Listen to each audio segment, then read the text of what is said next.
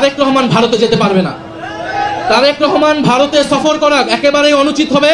বাংলাদেশের জনগণ এটা কোনোভাবেই মেনে নেবে না। শেখ হাসিনার দিল্লিতে আশ্রিত অবস্থায় থাকা, সেখানে প্রেস কনফারেন্স করা, ওসমান হাদির খুনিদেরকে ভারতে থাকা, সেটা একটা কেবলমাত্র একটা ইস্যু। আমরা স্পষ্টভাবে বলতে চাই এটা কোনো ইস্যু না, এটা বাংলাদেশের সার্বভৌমত্বের প্রশ্ন। শেখ হাসিনা, গণহত্যাকারী শেখ হাসিনা যিনি দিল্লিতে আশ্রিত, তারা একটা প্রেস কনফারেন্স করেছে এবং ভারত সরকার সেই দায় নিচ্ছে না, সেটাকে অস্বীকার করছে। চিন্তা করে দেখুন যে ঢাকায় একটা ধরুন যে ঢাকায় সেভেন সিস্টারের কোন একটা স্বাধীনতাকামী সংগঠন ঢাকায় একটা প্রেস কনফারেন্স করলো এবং বাংলাদেশ সরকার বললো যে এটা দায় আমাদের না, আমরা জানি না এটা কিভাবে হয়েছে, আমরা এটাকে সমর্থন করি না। এটা কি কেউ বিশ্বাস করবে? পৃথিবীর কেউ এটা বিশ্বাস করবে? এটা বিশ্বাস করবে না। ফলে দিল্লিতে যে প্রেস কনফারেন্স হয়েছে এটা অবশ্যই ভারত সরকারের এটা প্রত্যক্ষ এবং পরোক্ষ সমর্থনেই এই প্রেস কনফারেন্স হয়েছে।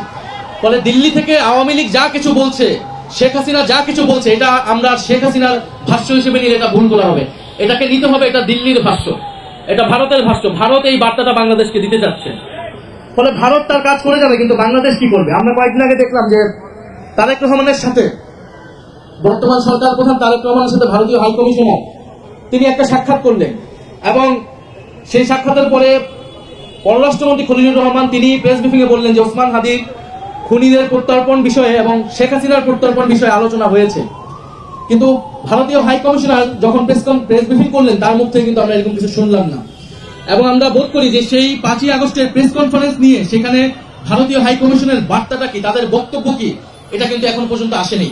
তাদের দুঃখ প্রকাশ করা উচিত ছিল, তাদের ক্ষমা চাওয়া উচিত ছিল এবং বাংলাদেশ সরকারের শুধু একটা প্রেস বিজ্ঞপ্তি না, খুবই কঠোরভাবে তাদেরকে ডেকে এনে শাসানো উচিত ছিল এবং সেই জবাবদিহিতা চাওয়া উচিত ছিল যে কেন এই ধরনের প্রেস কনফারেন্স কিভাবে সংগঠিত হয়। এটা বাংলাদেশের সার্বভৌমত্বের বিরুদ্ধে এই প্রেস কনফারেন্স হয়েছে। বাংলাদেশের বিচার ব্যবস্থা, বিচারের একটা রায় হয়েছে, সেই আসামিকে যখন প্রেস কনফারেন্স করতে দেয় একটা সরকার, তার মানে এদেশের গণতন্ত্র, বিচার ব্যবস্থা, এদেশের সার্বভৌমত্বের বিরুদ্ধে ভারত সরকার কার্যত অবস্থা নিয়েছে এবং বাংলাদেশের বিরুদ্ধে কার্যত একটা ছায়া যুদ্ধ ঘোষণা করার মতো। ফলে ভারত সরকার কি এইভাবেই বাংলাদেশকে ট্রিট করবে সেটা আমরা জানি, কিন্তু বর্তমান সরকার কি ব্যবস্থা নিবে এবং আমরা রাজনৈতিক জনগোষ্ঠী হিসেবে সেটাকে কিভাবে মোকাবেলা করব, সেই ঐক্যের জায়গাটা আমাদের কোথায় সেটা আমাদের খুঁজে বের করতে হবে।